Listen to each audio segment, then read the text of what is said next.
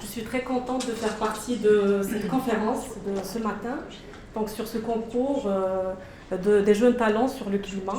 Et donc j'aurai le plaisir de partager avec vous tout ce qu'entreprend donc le groupe Lafarge Holcim au Maroc dans le domaine de la protection de l'environnement, du développement durable et plus particulièrement du climat.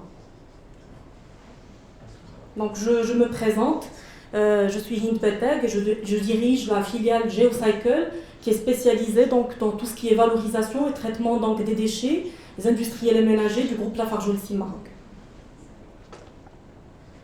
Donc avant de rentrer dans le vif du sujet, j'aimerais bien quand même vous faire part de quelques chiffres donc, du groupe Lafarge Holcim au niveau national. Donc, vous savez, donc, le groupe Lafarge Holcim est un groupe leader dans son domaine, dans le domaine du secteur de la construction au niveau national, donc avec 12 millions de tonnes de capacité de production de ciment installée, avec 35 sites industriels, avec 2500 employés sous-traitants, 8 milliards de dirhams de chiffre d'affaires, et puis vous voyez sur la carte un peu donc, le maillage industriel de l'ensemble des sites de production.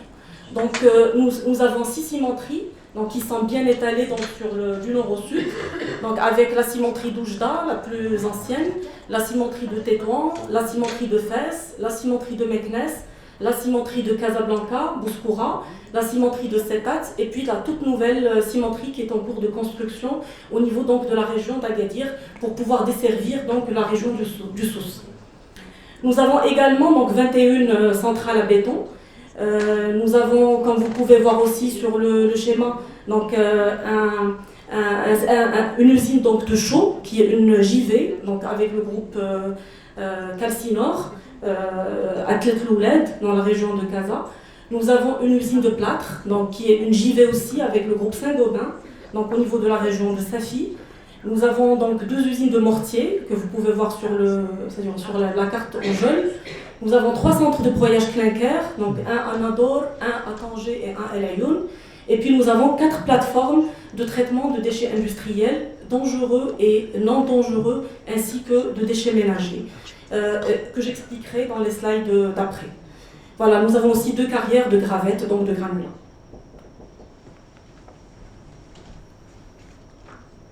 Donc le groupe Lafarge Holcim Maroc est présent au Maroc depuis les années 1928. Donc c'est un acteur de référence, comme j'ai dit tout à l'heure, dans le secteur de la construction, et qui a à son actif 90 ans d'engagement au service donc, du développement et de l'urbanisation économique et sociale du pays. Donc nous avons beaucoup d'ouvrages d'art que nous avons mis en place.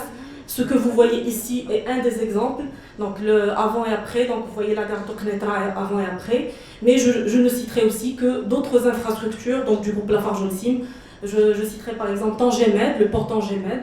Je citerai donc le Morocco Mall, la grande galerie marchande au niveau national. Je citerai aussi donc, le pont Aoban, donc, qui relie Rabat à Salé et qui est un ouvrage d'art exceptionnel. Mais aussi donc l'aéroport Rabat-Salé. Donc c'est juste pour vous donner un peu donc, des idées sur un peu donc, c'est-à-dire les ouvrages, les infrastructures dans le bâtiment que le groupe Lafarge Holcim a pu mettre en place depuis son existence dans les années 1928. Donc dans le développement durable, vu que c'est le cœur du sujet aujourd'hui, vous savez donc que le groupe Lafarge Holcim est un acteur engagé donc, auprès du ministère de l'Environnement, mais aussi auprès des autorités locales, donc depuis les années 1997, et ceci de façon durable et de façon responsable, autour de 4 domaines d'action principaux.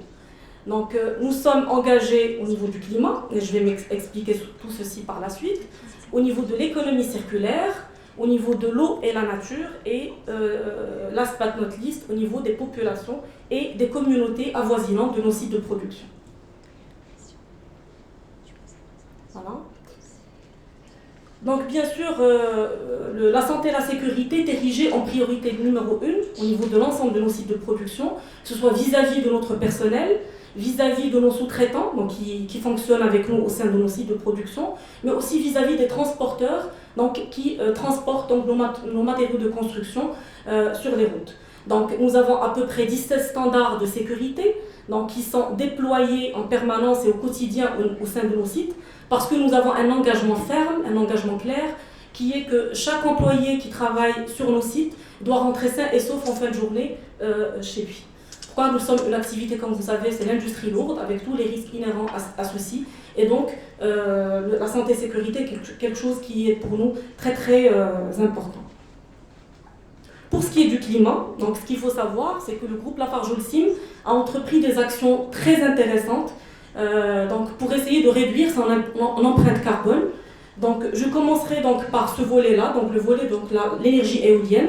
Vous savez que 80% de l'électricité qui est consommée au sein de nos usines de production est une électricité qui est d'origine verte.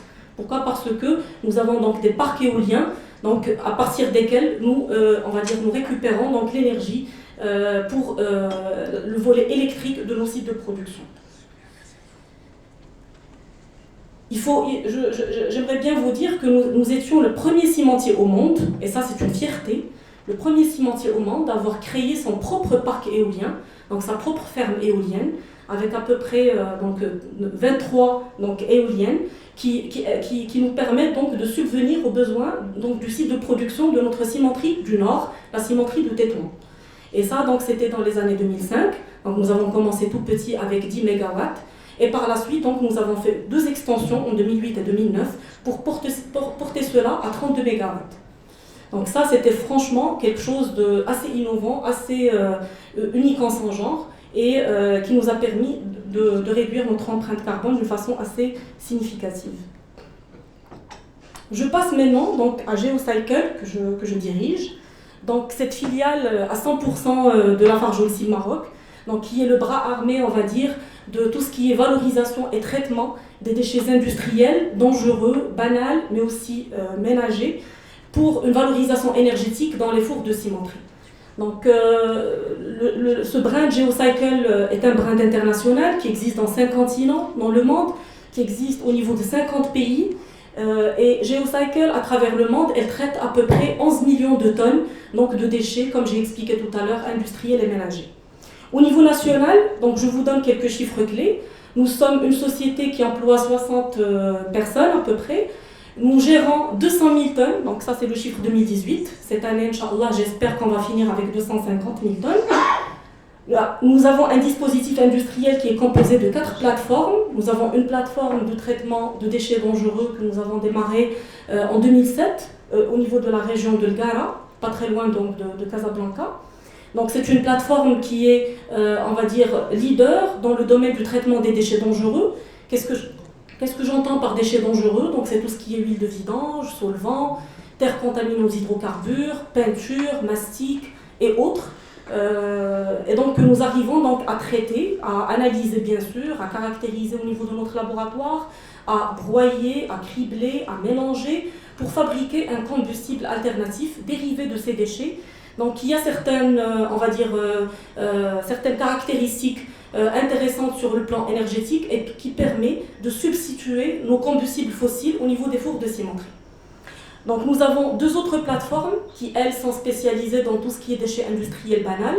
Une au niveau de Casablanca, plus précisément à Bouskoura, et une autre au niveau donc, de Tanger.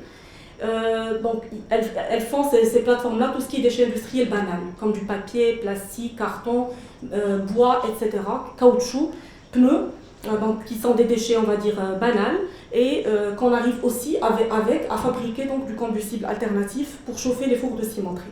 Et nous avons la toute dernière, et je vais en parler plus en détail dans le slide suivant, qui est celle relative au traitement du déchet ménager. Donc nous valorisons tous ces déchets donc, dans les 6 cimenteries que j'ai évoquées tout à l'heure, du groupe Lafarge-Holcim, et nous avons à notre actif 150 clients industriels, donc des clients qui sont engagés dans l'industrie automotive, aéronautique, pétrolière, textile, pharmaceutique ou autres, et donc qui ont pris le pari donc, de traiter leurs déchets d'une façon responsable, d'une façon écologique, donc au sein des fours de nos cimenteries, avec toute la traçabilité afférente. Voilà, et qui leur confère cette tranquillité d'esprit de l'avoir confié à un professionnel dans le domaine. Donc j'aimerais bien faire quand même le focus sur le tout nouveau-né au niveau donc, de Geocycle, qui est la plateforme ONASA, donc, et qui est première du genre donc, au Maroc.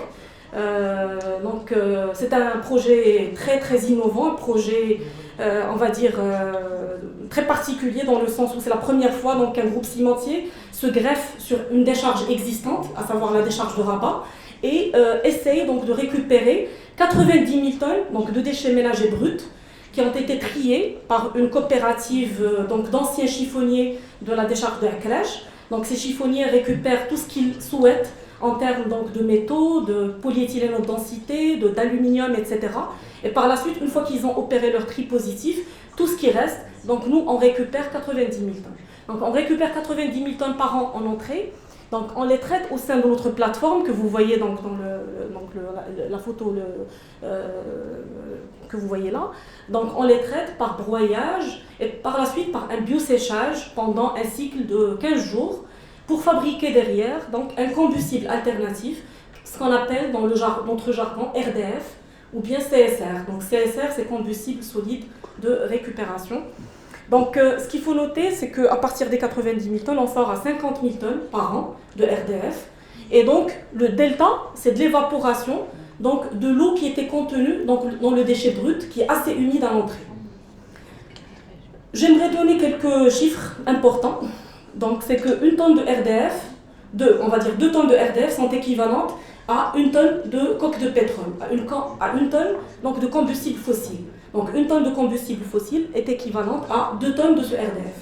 Donc vous imaginez que si on duplique cet exemple au niveau national sur l'ensemble de nos décharges, donc c'est-à-dire les avantages environnementaux qu'on peut dégager, ne serait-ce que pour rallonger la durée de vie des décharges, parce que c'est autant de déchets qu'on a extraits du fond des décharges pour les valoriser dans un site industriel. Deuxièmement, donc, le fait donc, d'économiser les combustibles fossiles qu'on importe en devise forte, donc, en utilisant un combustible local et qui existe d'une façon assez abondante. Et troisième des choses, l'histoire de l'évaporation dont je vous ai parlé, donc les quantités d'eau qu'on arrive à évaporer grâce à ce procédé mécano-biologique. Et finalement, c'est autant d'eau que les délégataires des décharges ne vont plus traiter. Donc vous savez que ce lixivia, je ne sais pas si vous entendez parler de ce terme, le lixivia ou bien ce qu'on appelle le jus d'ordure, donc c'est un déchet résiduel au niveau des décharges qui est très contaminé par les métaux lourds, qui est très toxique et pour lequel les solutions de traitement n'existent pas encore au Maroc. Et donc au niveau de nos décharges, vu qu'on ne traite pas ce lixivia, on pollue les nappes phréatiques. Et grâce par exemple à des solutions de valorisation comme les nôtres, en évaporant ce truc-là, on arrive maintenant donc à apporter une véritable solution donc, aux décharges et surtout à éviter ces odeurs nauséabondes qu'on ressent quand on rentre dans nos villes. Parce que finalement c'est lixivia-là qui donne ces odeurs nauséabondes s'il est maltraité. Donc je passe sur un autre registre, donc sur le volet eau et nature. Il faut savoir que notre consommation en termes d'eau au niveau de nos usines est de l'ordre de 97 litres par tonne de ciment, ce qui est un chiffre très honorable et un des plus faibles au niveau de la région Middle East and Africa. Pour ce qui est des réhabilitations des carrières, vous savez que nous faisons de l'extraction de matières premières à partir des carrières pour fabriquer du ciment. Et vers la fin de vie donc, de ces carrières sont des trous qu'il faut réhabiliter pour avoir un aspect visuel, un aspect paysager correct. Et donc, plus de 330 000 arbres ont été utilisés, ont été plantés dans l'ensemble de nos carrières réhabilitées, de 25 espèces différentes, y compris donc, des arbres endémiques tels que l'arganier, que nous avons mis en place également. Je ne pourrais pas terminer ma présentation sans parler donc, de toute la partie notre politique responsabilité sociale et environnementale, qui est une valeur partagée avec toutes les communautés avoisinantes. Nous axons donc cette politique sur 4 axes primordiaux, à savoir l'éducation, l'employabilité, la santé, l'environnement et l'économie circulaire. Et nous avons donc fait bénéficier 65 000 riverains donc, de nos actions autour de nos sites respectifs, avec 130 actions réalisées. Donc la part du lion, comme vous pouvez voir, donc, elle est dans le secteur de l'éducation, pour tout ce qui est enfants, adolescents, etc. Suivi par la santé et sécurité, donc, avec 17 000 actions, et puis donc 17 000, je veux dire, bénéficiaires, et puis donc l'environnement 9 000 et l'employabilité 4 800. Voilà, donc voilà ce que je voulais partager avec vous. Merci pour... si vous avez des questions, n'hésitez pas.